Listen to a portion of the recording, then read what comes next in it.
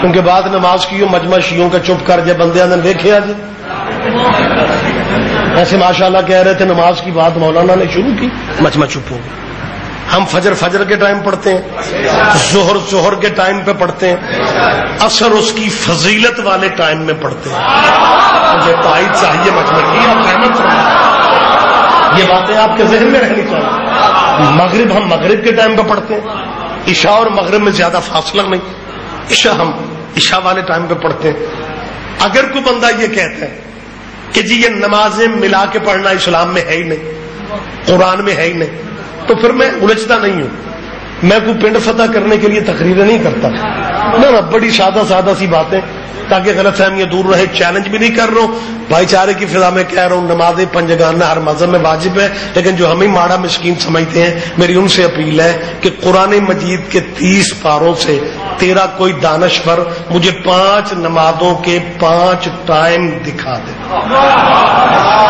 نہیں آپ دھیان نہیں دے رہے. ہاں یہ بات بالکل کنفرم ہے, اس میں آپ الجھنا ہے ہی نہیں. آپ اطمینان سے جہاں چاہیں یہ بیٹھ کے بات کر سکتے ہیں. آپ بالکل تسلی سے بات کریں کہ قرآن کے 30 پاروں میں سے 5 نمازوں کے 5 علیحدہ ٹائم ثابت کر دو. اور اگر کہو نمازیں ملا کے پڑھنے والے بخشے نہیں جائیں گے, پھر حاجیوں کا کیا کرو گے؟ ہاں میرا خیال ہے اللہ جو حج پہ گئے میں میری تائید فرمائیں گے, بلکہ اب تو کیبل نے لائیو آپ کو سسٹم مل گئے, آپ ڈائریکٹ حج ڈائریکٹ دیکھ سکتے ہیں. اور جو نہیں گئے اللہ انہیں بھی لے جائے. حاجی جو نیا جاتا ہے نا وہ پاکستانی علماء کو سن کے جاتا ہے, شیعہ نماز ملا کے پڑھتے ہیں, یہ بخشے نہیں جائیں گے, ان کی نجات نہیں ہوگی, یہ تو جنت میں جانے کا سوال ہی پیدا نہیں ہوتا.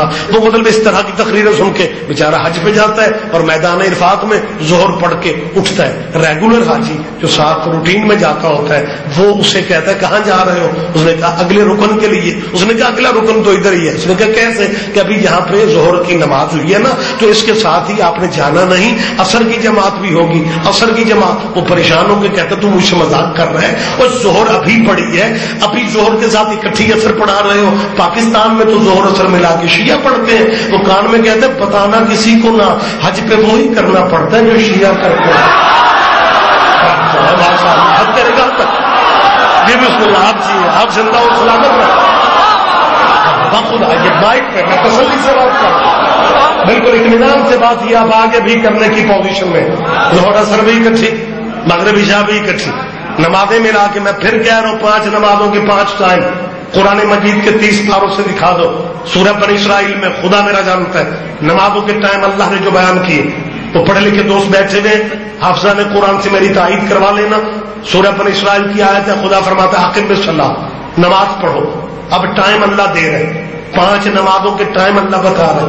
خدا فرماتا ہے نماز پڑھو. کس ٹائم؟ لطلوع کی شمس, زوال آفتاب کے بعد. یہ ایک ٹائم ہے. نہیں میں بھول نہیں رہا, میں طلوع کی شمس سے آپ کی اس آیت میں بھی داد لینا چاہ رہا تھا. میرے بھائی نے وضاحت آگے آیت کی کر دی. لطلوع کی شمس ایک ٹائم, الی غسق اللیل جب رات چھا جائے دوسرا ٹائم. ساری زندگی لیل کا ترجمہ رات کرتے ہیں, سارا سال. الی غسق اللیل, رات چھا جائے. جائیے اپنے لہتا مذہبوں کی بات کر رہا ہوں اپنے, اور لغت مذہبوں کی محتاج بھی نہیں ہوتی. لغت میں ترجمہ لیل کا کیا ہے؟ رات. انا انزلناہ فی لیلۃ القدر, لیلۃ القدر میں اللہ نے قرآن اتارا. لیلۃ القدر کا قبلہ ترجمہ کیا؟ اور بھائی میرے ترجمہ نہیں ہے, اس کے ترجمے ہیں قدر والی رات, تقدیر والی رات, مقدروں والی رات, بختوں والی رات, خدائی اسٹیٹس والی رات, خدائی بجٹ والی رات. خدا تقدیر کے فیصلے لیلۃ القدر میں کرتا ہے, زندگی موت کے فیصلے لیلۃ القدر میں. تو یہ سارے فیصلے قدر والی رات میں ہوتے ہیں. لیلۃ القدر, قدر والی رات, مقدر والی رات, تقدیر والی رات. قبلہ یہ رات رات رات رات کہے جا رہے ہو, قبلہ کہیں گے اور لیل ہے, لیل کا ترجمہ رات ہے. سارا سال لیل کا ترجمہ رات کرتے ہیں. اور اللہ نے قرآن مجید میں روزہ کھولنے کا ٹائم سورہ بقرہ میں بیان فرمایا. خدا فرماتا ہے ثم اتموا الصیام الی اللیل, روزہ پورا کرو لیل تک. سارا سال لیل رات کو کہتے ہیں, رمضان میں ترجمہ ہو جاتا ہے شام و شام. کمال نہیں ہو گیا؟ یہ چیزیں آپ نوٹ کریں، خدا کی قسم ہمارا حوصلہ کہ ہم الجھتے نہیں ہیں. موتا امام مالک، موتا امام شافعی، معتبر ترین کتابوں میں ہم معتبر صحابہ کے بارے میں ثابت کرنے کی پوزیشن میں ہیں کہ یہ قد کاٹ والے صحابی مغرب کی نماز پڑھ کے روزہ کھولا کرتے تھے. تیرے 10 منٹ اجے پورے نہیں ہوئے،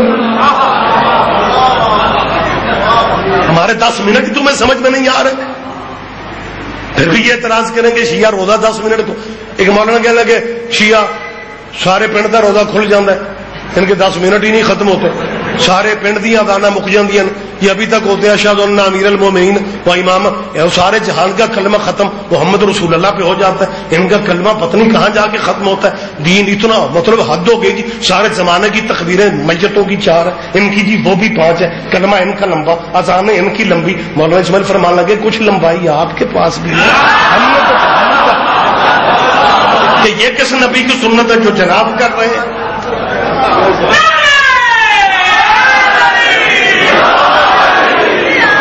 ایک مولانا مجھے طنز کر کے کہنے لگے رضوی صاحب یہ تو ان پڑھ شیعہ پہنتے ہیں کڑے، آپ نے وہ مولویوں والے کورس بھی کیے ہوئے ہیں.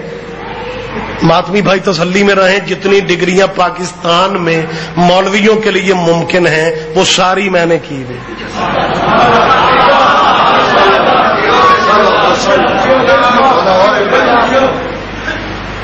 لیکن ایک مزاج بنا لی، کہنے لگا ہم سمجھتے تھے ان پڑھ شیعہ کڑے پہنتے.